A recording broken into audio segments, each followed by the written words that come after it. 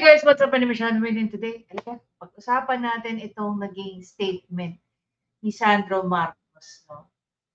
AKA Charis. Charis daw tawag sa kanya, but I don't feel like calling him Charis. Okay na ako sa Sandro. So, I find it very interesting dito sa naging statement ni Sandro. You know why? Kasi simple lang. Iba ang sinasabi ni Kong Marcoleta. I was doing a replay yung video ni Teacher Mark. And then, sabi ko, shoot, iba yung sinasabi ni Kong Marcoleta sa sinasabi nito ni Sandro Marcos. No? So, may kinalaman kaya si Sandro Marcos doon sa pagpapatawag sa mga Duterte supporter vloggers or content creators? Kasi makikita mo rito, no? Pinag-iinitan niya yung mga Duterte supporters. Anyway, so, hinanap ko nga yung part doon sa program ni Kong Marcoleta na may sinabi siya, which is total opposite dito sa sinasabi ni Sandro Marcos.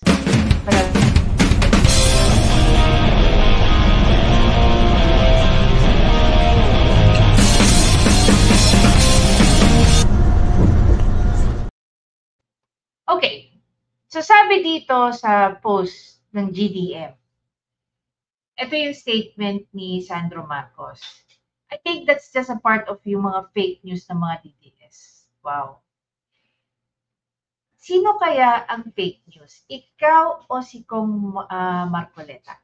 Kaya sabi ko rito, ano pong masasabi nyo rito? Okay? Parte yun ng smear campaign nila to discredit the movement. You can't blame them eh. Alam naman natin kung sino ang amo nila. Wow! May amo kami. I don't work for anyone. But no, there was, okay, ito yung malinaw. Ito yung statement niya na babanggaan natin, yung statement ng sinabi ni Kong Marcoleta. This is between a conversation ng dalawang tao. This is rather a statement between two different people who were both there. Okay? I will assume that yung shinare ni Kong Marcoleta is with his own personal knowledge. Ayon dito kay Sandro, there was nothing offered in exchange for their signature. People were given the choice to sign or not. Ayon yan kay Sandro. Ngayon, puntahan natin itong programa ni Kong Marcoleta. Panoorin natin. Ng local government ko. After 34 years, ganito pa rin ang kalagayan. Humaba po yung usapan, kaya ako po nahuli ng konti. Pero huli man daw, ano? At magaling, naihahabol din. Pinipilit pa rin habulin. Yun. Lalong-lalo na kung dahil sa araw na ito, 2 araw na lumipas, no po. Ang daming naghahanap sa inyo dahil gustong alamin ang inyong anong masasabi ninyo dito sa biglang isinulong na impeachment complaint laban sa vice-presidente. Kayo ba'y nagulat na biglang may ganito? Ito ba ang pag-uusapan natin? Nagmamadali pa naman ako. Pagkatapos ito lang palang pag-uusapan natin, itong walang kakwenta-kwentang bagay na ito. It's a storm in a teacup. Hindi sa atin galing yan. Kaya lang mukhang hindi na, nawala na yung teacup, Kong Naging storm na talaga. Ano pang pag sinabi mo kasing iba-ibang pagkakagamit ng metaphor na yun. Metaphor ang tawag doon. Yes, opo. Tempest in a teacup. Storm in a teacup. Opo. Ibig sabihin po noon, mga kababayan, ay isang walang kabagay-bagay na biglang pinalalaki. Yes. Binibigyan ng di kawasang atensyon na para pag-usapan, samantalang yung significance niya, yung halaga niya, sabi nga ng Pangulong Bongbong Marcos, if the Samsung smartwatch saves us money, can we? Kabutihan kahit sa buhay ng isang Pilipino. Ganun ang pagkakasabi ng Pangulo. Yes, apo. Magtataka ka naman, yung mga pumirma, kauna-unahan yung kanyang anak. Kaya medyo magtataas ka ng kilay Ito guys, pakinggan yung mabuti itong mga part. hindi nga kilay itinaas ko.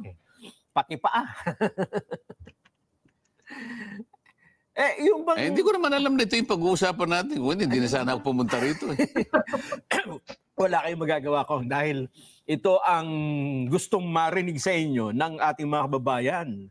Unang-una, kasi siyempre nandun pa rin kayo sa Kongreso, nasa House. Hindi ba kayo paano ba kinokonbine yung gano'n na bigla ang magbobotahan? Hindi ba ipapatawag lahat? Paano ho ba yun? Listen very carefully. Hindi, magpiprepare na yan ng mga signature sheets. Pangkaraniwan ang ginagawa nila, ipiprepare nila yung impeachment complaint kasama na yung articles of impeachment. Pangkaraniwan yan. Merong nagbabasa pero siguro baka wala pang 5% ang babasahin yun eh. Ipirmahan na lang. Ang importante ay ano bang para sa akin? Ba't ako pipirma dyan? Ganon yan ang palaging iniisip nila. At sa grapevine, kaya ko sinasabing grapevine, ay naulinigan ko lang yung mga nasasagap kong bali-balita. Mula dun sa mga nakadikit doon. Oo, na pagka ikaw ay pumirma, bibigyan ka ng karagdagang 100 million worth of projects. Worth of projects? Oo, at bukod pa dyan, meron ka pang X amount of AX at saka yung mga AKAP. Yung mga yung pangkaraniwang ayuda na ibinibigay. Siguro, may inganyo yung mga pipirma sapagkat Ngayon, sinong nagsasabi ng totoo at sino nagsisinungaling? At inaakala nila na malaking bagay para sa kanila yun. Kaya pala merong isang Balikan natin si Sandro. There was nothing offered in exchange of their signature. Pero bakit iba ang sinasabi ni Kong Marcoleta dito? Obviously, wala naman tayong binibigay na komento. Ang tinatanong natin, bakit magkaiba sila ng sinasabi? Balikan natin to. Anong sabi rito? Congressman ang nag-post ng ayuda is coming. No, nabasa ko yun. Isa yatang congressman na taga Mindanao, Cagayan de Oro yata yun. Maliwanag na inamin niya, ayuda kanya is coming. At yung pagdating, dagsa talaga. Yun ang pagkakadescribe sa akin. Malibang bansa dahil sapagkat yun ay natapat doon sa araw na kung saan mag-a-adjourn kami. Kaya na sinasabi ko, pangkaraniwan pagka-adjournment, meron ka namang pabaon. Parang nadoble yata yung pabaon Nelson. Ano daw? Mula dun sa mga nakadikit doon. Oo, na pagka ikaw ay pumirma, bibigyan ka ng karagdagang 100 million worth of projects. Worth of projects? Oo, at bukod pa dyan, meron ka pang X amount of AX at saka yung mga AKAP. Yung mga yung pangkaraniwang ayuda. So ito ngayon nakikita natin mga pinopost, no? Diba? Ay binibigay. Siguro, may inganyo yung mga pipirma sapagkat inaakala nila na malaking bagay para sa kanila yun. Kaya pala merong isang congressman ang nag-post ng ayuda is coming. No, nabasa ko yun. Isa yatang congressman. I don't know kung nare-recall niyo pa. Tama yung sinabi ni Senator Amy Marcos back then. Kaya may mga insertions is because gagamitin para sa eleksyon. Para makainganyo ng mga botante. If mare-recall niyo yan. There was this one interview from Senator Amy Marcos and she was saying that's why she is so against AKAP. Because a lot of people are saying na yung AKAP, yung pera ng AKAP will be used for election. So ito na nga, nangyayari na nga. Diba? Again, isa na namang bagay na nanggaling kay Senator Amy Marcos na hindi natin pinansin. I'm not praising her, pero we were forewarned. Diba? Man na taga Mindanao, Cagayan de Oro yata yun. Maliwanag na inamin niya, ayuda kanya is coming. At yung pagdating, dagsa talaga. Yun ang pagkakadescribe sa akin eh. Aha. Malibang bansa dahil sapagkat yun ay natapat doon sa araw na kung saan mag-a-adjourn kami. Kaya na sinasabi ko, pangkaraniwan, pagka-adjournment, meron ka namang pabaon. Parang nadoble yata yung pabaon eh. Shit.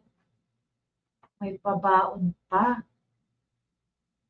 Grabe, ang sarap ng buhay nila, no? Nelson. Aha. Pero ako, hindi ko na inaalala yan sapagkat patagal na akong wala. Sinabi ko naman sa iyo, tinanggal na ako sa lahat ng ganun. Ang sarap maging congressman. May suhol ka na, may pabaon pa. Diba? I mean, coming from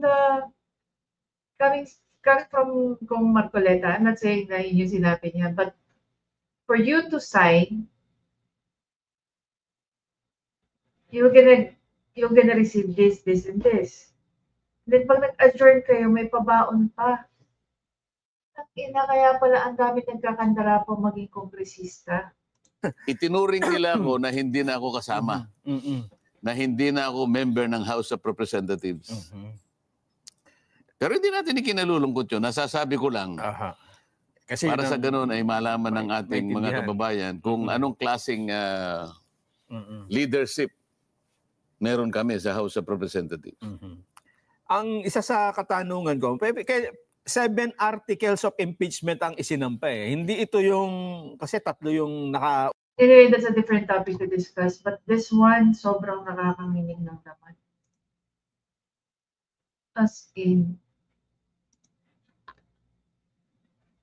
imaginein mo, yung sinabi ni Kong Marcoleta rito, tapos may pabaon pa. Samantalang ang dami nating kababayan na I don't know what to say. Gusto kong magalit, gusto kong mainis. Pero antindi na itong kwento ni Kong Marcoleta. Tapos sasabihin ng anak ni Marcos, ganito.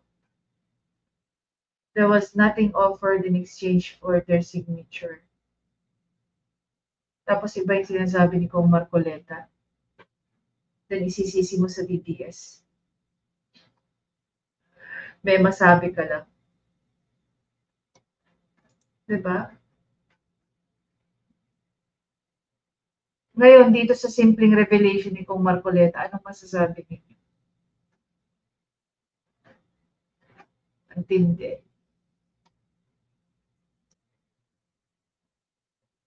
Normal ba sa kanila yung ganyan? Yung pagka nag-a-adjourn, may mga pabaon.